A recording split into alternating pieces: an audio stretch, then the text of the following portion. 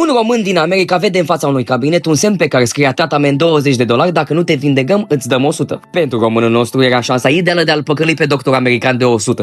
A intrat în cabinet și i-a spus doctorului că nu mai are gust. În momentul acela, doctorul și-a rugat asistenta să aducă cutia cu numărul 14. Din cutia cu numărul 14, doctorul a scos o soluție pe care i-a pus-o pacientului pe limbă, numai că el și-a dat imediat seama că e kerosen. Doctorul a aplaudat întrucât și-a recuperat gustul, după care i-a cerut banii pentru consultație. Vizibil nervos, românul îi dă banii, numai că se întoarce după câteva zile să încerce să-i facă aceeași schemă. De data asta, românul nostru pretinde că nu mai are memorie deloc, că nu-și mai aduce aminte nimic. Doctorul își roagă asistenta să aducă aceeași cutie cu numărul 14. Indignat, românul nostru reproșează doctorului că e aceeași cutie cu kerosen de data trecută. Doctorul început să-l aplaude pentru că și-a recuperat miraculos memoria. După care, bineînțeles, i-a cerut banii pentru consultație. Și mai furios pentru că i-a căzut în plasă de 2 ori doctorului, românul nostru încearcă a 3-a oară aceeași schemă. Doar că de data asta pretindea că este orb și nu mai vedea absolut nimica. Doctorul nu avea niciun fel de tratament pentru problema lui medicală, așa că i-a mânat $100, așa cum a zis că o să facă în momentul în care nu poate să vindece pe cineva. Numai că românul nostru i-a reproșat imediat că este o bagnotă de 20, nu de 100. Fericit că și-a recuperat vederea, doctorul și-a cerut banii pentru consultație.